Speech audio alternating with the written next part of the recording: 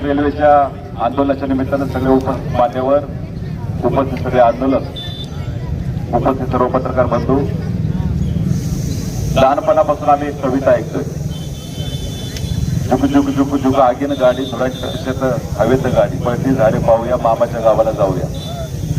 पण आमच्या मामाच्या गावाला कधी रेल्वे आलीच नाही. लहान लेकरांच्या भावना कधी या सरकारने समजलंच नाही.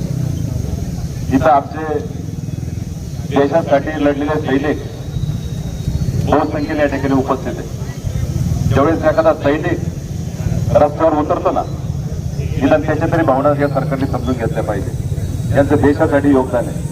लहान लहान लेकरं या ठिकाणी उपस्थित आहे. प्रत्येक जाती धर्माचा माणूस या ठिकाणी उपस्थित आहे. पुणे नाशिक रेल्वे होणं, मग डॉक्टर अनुष्का मॅडमने सांगितलं की आमची मुलं उच्च शिक्षणासाठी ज्यावेळेस पुणे सारख्या शहरात जातात, रोज जर आमच्या ग्रामीण भागातून मुलांनी अपडाऊन केलं, नोकरीसाठी गेली, शिक्षणासाठी गेली, आम्ही कधी या सगळ्या गोष्टी आम्ही कधी सोपलं पाहिजे.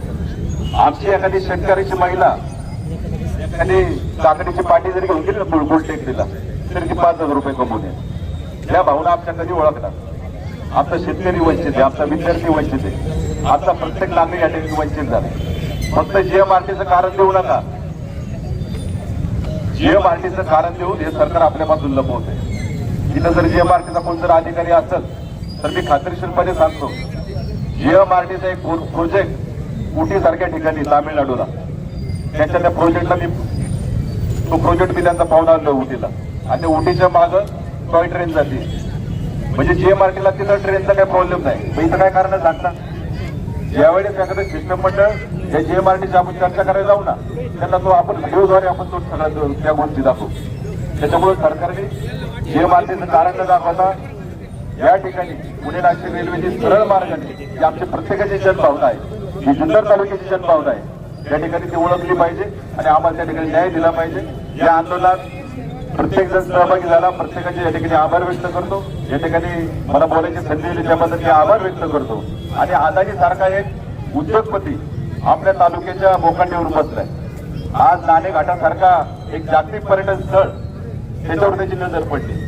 आज आपला आदिवासी दिन पण आहे, क्रांती दिन आहे. क्रांती दिनाची सुरुवात म्हणून आज जसं रेल्वेचं आंदोलन आहे, जुन्नरला पण त्या ठिकाणी मी उपोषणाला बसणार आहे. कारण अदानी सारख्या उद्योगपतीच्या विरोधात आज आदिवासींच्या जर जमिनी त्या ठिकाणी जाणार असतील, आपल्या जुन्नर तालुका त्या ठिकाणी आपलं पाणी जाणार असेल, तर आपण त्या ठिकाणी सगळ्यांनी पुढाकार घेतला पाहिजे. हा तालुक्याचा फार गंभीर प्रश्न आहे. म्हणून त्या ठिकाणी हे आंदोलन झाल्यावर आम्ही तिकडे पण उपोषणाला बसणार आहे. मी पुन्हा एकदा आपल्या सगळ्यांचं उपस्थितांचं या ठिकाणी स्वागत करतो आणि पत्रकारांना विनंती करतो, जास्तीत जास्त या तीव्र भावना, जुन्नर तालुक्याच्या या भावना आपल्या माध्यमातून या सरकारपर्यंत पोहोचू द्या.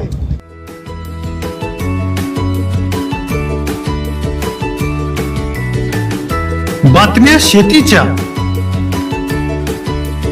बातम्या मातीच्या,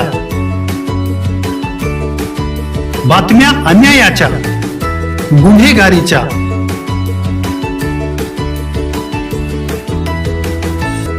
राजकारणाच्या आणि समाजकारणाच्या,